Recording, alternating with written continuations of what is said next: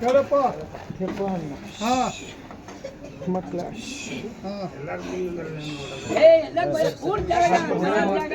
ಠೀಕದಪ್ಪ ಹಾಂ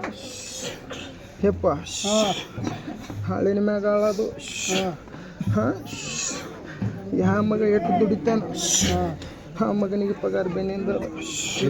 ಹೆಪ್ಪ ಅಂದ ಹಂಬಲೇಟು ದುಡಿದ ಮಗ ಹಾಂ ಮಗನ ಕುದುರೆ ಹತ್ತಿರಿಗೇನು ಹಾಂ ಯಪ್ಪ ಭಕ್ತರು